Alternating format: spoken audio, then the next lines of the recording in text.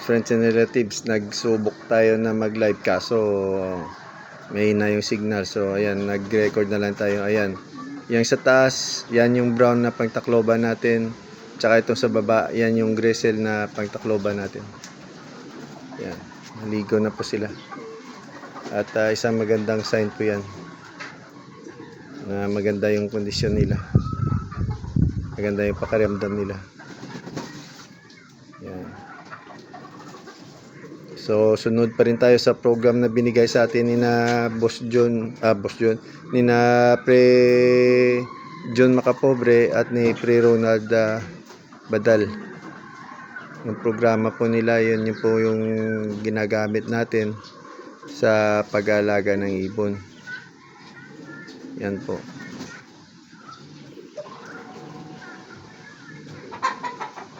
So yan. Yan. Pero yung ibon, yung sa taas, kay Brad Per yan.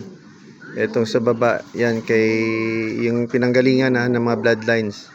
Pero papisa ko na yan dahil yun nga sa pinahiram nila ako. Yung sa baba, yan kay Boss John, kay tsaka kay Francis Bumbuma. Yan. Yan yung Stop Bandret over John Arden. John Arden yung male. Yung female. Sorry. So, ito naman is yung Hopkins na kay Brad Per. At saka nung isang araw, nakawala na naman yung isang Hopkins natin. At sa kasamaang palad, presensya na Brad Per, hindi na nakabalik. So, ewan ko kung saan na napunta yun. Kasi sana ipapares natin dito yun. Kaso wala eh. Nakawala. Ganyan talaga minsan. Kung ano pa yung mga tumitila, yun pa yung nawawala. Okay lang yun. So ayan mga ibon natin. Ayan sila. Iba sa bubong. Ayan. Mamasili po yan. Tsaka mga blue bars is usually mga John Ardens. Ayan. Ligo sila. Ayan. Basang-basa. Yan yung mga inakay natin. 2 piraso lang yan.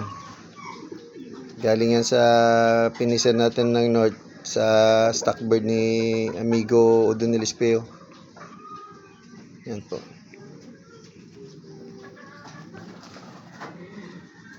So yan, at least kondisyon na yung mga manok, mga ibon para sa Wednesday. Yung mga manok, okay lang naman yan. So yung papisa natin na 12, isa 11 na lang natira. Namatay na yung isa, yung bisaklat. Ayan po, so ayan panahon yan. Medyo makulimlim. Hindi maganda to eh, kumbaga makulimlim tapos mainit, kumbaga low pressure. Sana wala lang bagyo. Ayan po, ayan, tapos kanina naglinis po tayo. Oh, itlog. Kunin natin yun.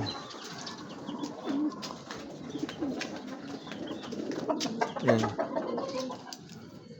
Yan yung ginagamit natin panlaga lang. Yan, may itlog nila, nilalaga na natin yan. Yan. Yan tuloy nangyari sa Amerika ngayon. $10 a dozen yung itlog nila dun. Wala kasing alternative eh. Ayan.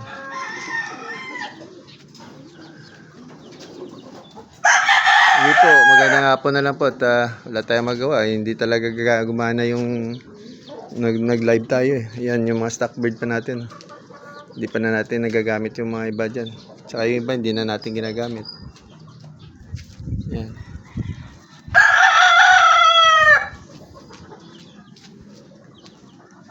Naglinis tayo kanina. Tsaka nilipat natin yung isang kulungan. Yan. Wala, tigas ulo yun. Yan. Yan yung manok ng Jason. Sarap ng pakiramdam yun. Maglalagay tayo ng buhangin dyan mamaya ng konti. Yan. Hindi po, ingat tayo palagi. Yan na po update sa ikakarga natin sa Wednesday. Love you guys. Salamat sa suporta. Ingat tayo palagi. Ciao. Yan o, tuyo na sila.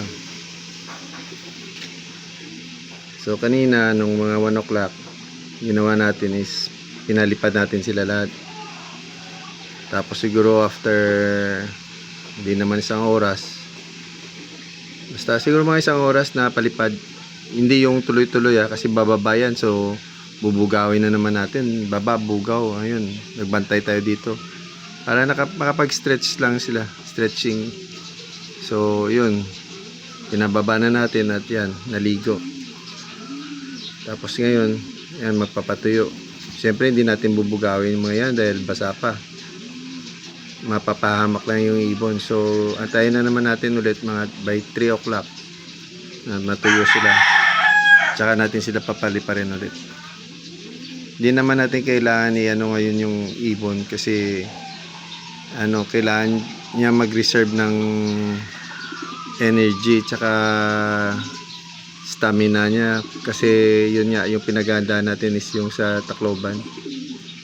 Kailangan niya lang ngayon medyo lang, kumbaga maintain lang yung yung health niya. Yung isa, yung ngayon ko lang pinalabas yan.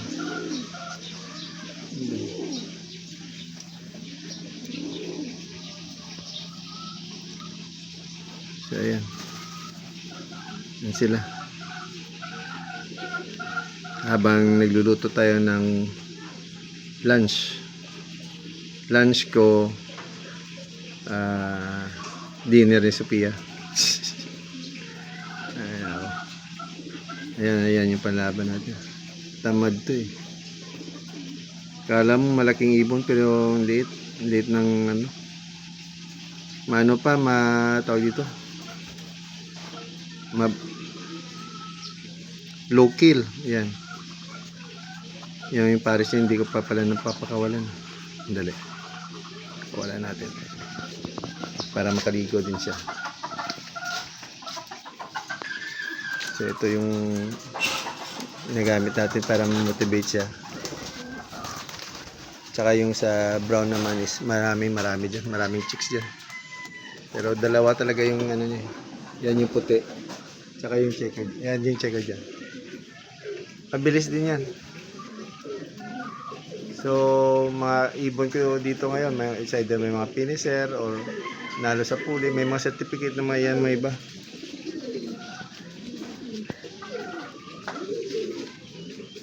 Yan. So hindi na rin tayo magbe-breed, stop na muna. Antay na lang, not unless kung may magpasuksok, so pipilitan tayo siyempre. Dagdag kita pa yan. So yan yung pinirito ko, baka sunog na. Ciao.